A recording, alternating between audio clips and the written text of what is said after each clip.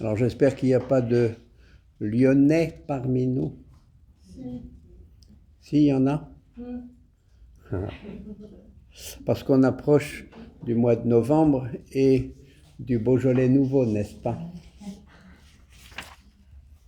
Voilà. Alors c'est l'histoire donc des outres neuves, de l'esprit nouveau que porte Jésus. Donc ici, par rapport aux Juifs, comment dire, si nous sommes ici, là, maintenant, et si nous nous retrouvons souvent ici, enfin pour célébrer l'Eucharistie du Seigneur, c'est qu'on en est entré un peu dans son mystère, enfin. Hein. On est rentré dans son esprit à lui. Alors, tout de même, l'Évangile ne nous est pas donné que pour parler des Juifs contemporains de Jésus. Alors, pour essayer de retenir quelque chose de cet esprit nouveau qu'appelle Jésus, je reprends la lettre de Saint Paul, si on veut bien mettre les deux textes l'un à côté de l'autre et puis s'enrichir l'un l'autre. Qu'on nous regarde donc, le texte se divise en 3 parties. Vous vous rappelez hier l'histoire d'Apollos et de Paul, hein, vous vous rappelez? Alors, il y avait des gens dans la communauté chrétienne de Corinthe qui se réclamaient les uns de Paul, les autres d'Apollos. Il devait y avoir des nuances, des différences entre les deux, enfin, voilà. Alors, il continue. Que l'on nous regarde, donc nous, Paul et Apollos, voilà, qu'on nous regarde donc comme des auxiliaires du Christ, des intendants des mystères de Dieu. Tout ce qu'on demande aux intendants, c'est d'être trouvés dignes de confiance. Voilà, première partie. À être trouvé digne de confiance par qui? Être trouvé digne de confiance par qui? Voilà. Alors, on pense qu'il peut y avoir 2 réponses qui ne se concurrencent pas. Voilà. La première, c'est d'être trouvé par Dieu d'abord, de fait. Voilà. Intendant de Dieu. Faut qu'ils aient la confiance de Dieu pour pouvoir exercer cette mission-là. Voilà. Mais on pourrait dire aussi être digne de confiance devant nous, en présence de nous, puisque les intendants sont envoyés pour le peuple de Dieu. Alors, le peuple de Dieu doit faire confiance dans ses intendants, mais à condition qu'ils soient quand même un minimum, disons, dignes de confiance, enfin. Hein. Donc, non pas seulement Dieu, mais nous autres aussi. Alors, c'est pour ça que Paul continue, regardez, 2e partie de cette parole. Pour ma part, je me soucie fort peu d'être soumis à votre jugement, voilà, ou à celui d'une autorité humaine. D'ailleurs, je ne me juge même pas moi-même. C'est étonnant, hein, quand même. Y a des gens qui ont dit, oh, ça manque un peu d'humilité, tout ça. Ma conscience ne me reproche rien. Il n'est pas besoin de se confesser, quoi. Voilà. Mais, dit-il, ce n'est pas pour cela que je suis juste. Celui qui me soumet au jugement, c'est le Seigneur. Ah, quand même. Donc, il y a un jugement, finalement. Il y a un jugement, le jugement du Seigneur. Voilà. 3e partie de la parole de Paul. Ainsi, ne portez pas de jugement prématuré. Ah, ça veut dire qu'il faut quand même porter un jugement, enfin. Voilà. Simplement, il ne faut pas qu'il soit prématuré. Pas trop vite, N'allez pas trop vite. Mais attendez la venue du Seigneur.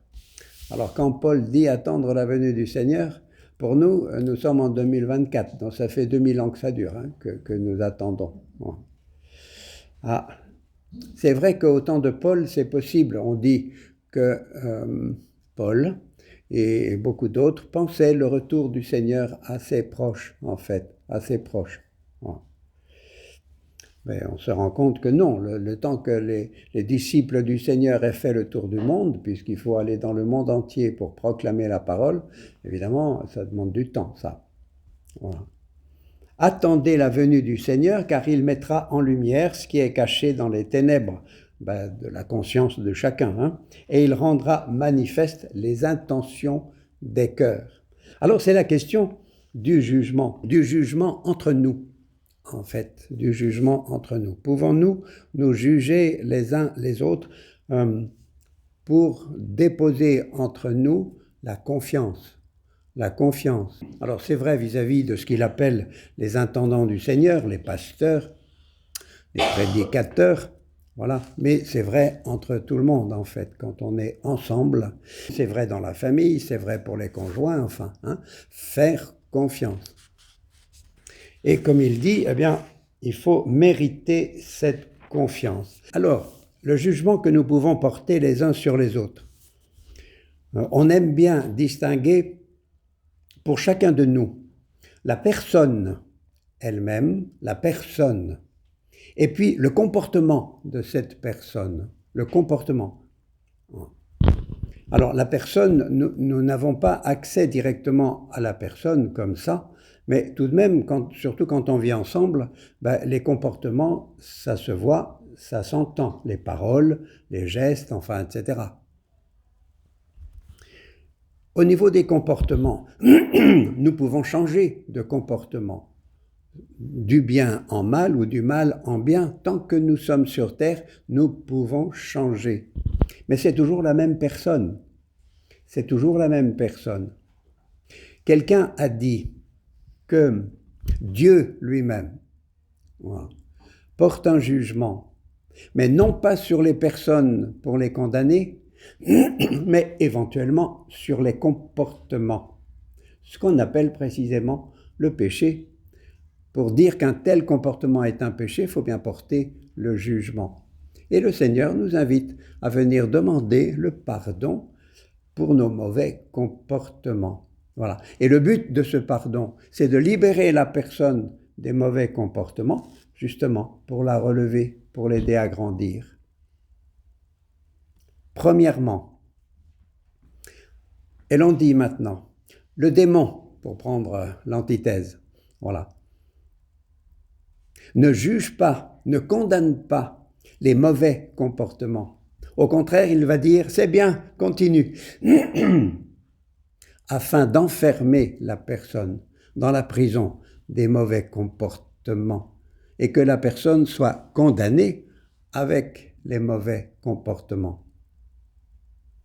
Alors, nous, notre lieu entre nous, évidemment, c'est ce que fait le bon Dieu, c'est-à-dire non pas juger, condamner des personnes, mais éventuellement, quand il y a des mauvais comportements, aider la personne, d'abord appeler les choses par leur nom, et puis aider la personne à se relever. Jésus lui-même disait, c'est dans Matthieu chapitre 18, je crois, voilà, quand tu vois ton frère qui se comporte mal, va trouver ton frère. Voyez? Voilà. Alors, le but, c'est de relever la personne en la libérant de ce mauvais comportement, voilà, mais en jugeant le mauvais comportement, en l'appelant par son nom. Alors, demandons pour nous cette grâce d'être dans le même esprit que celui du Seigneur quand il faut nous juger les uns les autres. Non pas juger les personnes, mais peut-être les comportements pour aider la personne à s'en sortir. Hein, bien sûr. Voilà, que le Seigneur nous donne cet amour fraternel. En communauté, nous avons parlé, il n'y a pas très longtemps, de correction fraternelle. C'est ça, tout à fait. Voilà, nous nous aidons les uns les autres à nous libérer de mauvais comportements afin de relever les personnes et que la confiance puisse circuler librement entre nous. Ça, c'est l'esprit nouveau de Jésus.